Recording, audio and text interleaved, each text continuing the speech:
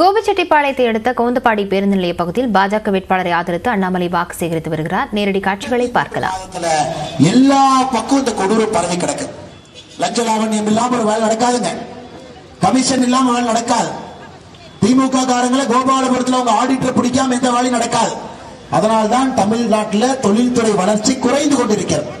முதலமைச்சர் எங்க போனார்? துபாய் போனாருங்க. பணம் வந்து 6000 கோடி வரல. முதலமைச்சர் சிங்கப்பூர் ஜப்பான் போனார். பணம் வந்துச்சுங்களா? வரல. முதலமைச்சர் ஸ்பெயினுக்கு போனார். பணம் வருமா? கண்டிப்பா வராது. எதுவுமே கிடையாது. வளர்ச்சி எங்கேயுமே இல்லைங்க. கரண்ட் பில் ஏத்திட்டாங்க. கரண்ட் பில் எப்படி ஏத்திட்டாங்க பாருங்க. நிலை கட்டணம் உயர்வு. சோலார்ல இருந்து எடுத்தீங்கன்னா அதுக்கு உயர்வு. பீக் அவர் டிமாண்ட் சார்ஜ் அது உயர்வு. எல்லா அதாவது கரண்ட் பில் ஏத்துறது இல்லைங்க. யோசிச்சு கரண்ட் பில் ஏத்திருக்கிறாங்க. இந்த மாதிரி இந்தியாவில் எவனுமே ஏத்த மாட்டான். அதனாலதான் பாத்தீங்கன்னா புலால் சிறையில் உட்கார்ந்துருக்காரு. ஒரு கரண்ட் பில் எப்படி ஏத்துறாங்க பாருங்க. இந்த மாதிரி கரண்ட் பில் ஏத்தி பார்த்தது இல்லைங்க. இந்த மாதிரி கரண்ட் பில் ஏத்தி பார்த்தது. கரண்ட் பில்ல இந்த யூனிட்டுக்கு ஏத்து, பீக் அவர் 8 மணி நேரம் பீக் அவர் அதை ஏத்து, நிலை கட்டணம் ஏத்து, டிரான்ஸ்பார்மர் சார்ஜ் ஏத்து, ஒருவேளை நீங்க சோலார் கிரு போட்டு அதுல இருந்து எடுத்தீங்கன்னா யூனிட்டுக்கு ₹1 10 காசு கொடு, அதை ஏத்து. உங்களுக்கு எந்த விடிவெள்ளியும் கிடையாது. எல்லா பக்கம் ஏத்தியாச்சு. கரண்ட் பில்லை பொறுத்தவரை சுத்தி ஏத்தி இருக்கின்றார்கள். குறிப்பாக இங்கு இருக்கக்கூடிய சிறு குறு தொழிலாளர்கள் உங்களுக்கு தெரியும், தப்பிக்கவே முடியாத அளவுக்கு பண்ணிருக்கிறான்.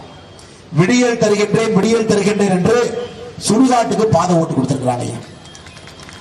33 மாதமாக விடியல் தரேன் சுடுகாட்டுக்கு பாதையை போட்டு நம்மை அழைத்து சென்று கொண்டிருக்கின்றார்.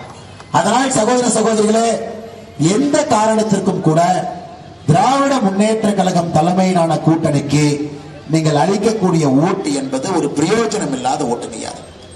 காரணம், அடுத்த 5 ஆண்டு இதே பஞ்சப்பாட்டு பாடுவாங்க. மேல மோடி வந்துட்டாருங்க, நாம என்னங்க பண்றது? மோடி வந்துட்டாரு, நான் என்னங்க பண்றது? இப்படியே எத்தனை வருஷம் பஞ்சப்பாட்டு பாடுவீங்க? 2014 இதே பஞ்சப்பாட்டு, 2019 இதே பஞ்சப்பாட்டு. உனக்கும் பிரயோஜனம் இல்லை, மக்களுக்கு பிரயோஜனம் இல்லை. எதற்காக நீங்க தேர்தல் நிக்கிறீங்க? அதனால் சகோதர சகோதரிகளை, இந்த தேர்தல் மோடி ஜெயிக்கிறாங்கன்னு தெரிந்த பிறகு நீங்கள் எல்லாம் நம்முடைய பாரதிய ஜனதா கட்சி தேசிய ஜனநாயக கூட்டணிக்கு நீங்கள் ஆதரவு கொடுக்கணும். வலிமைப்படுத்தும்.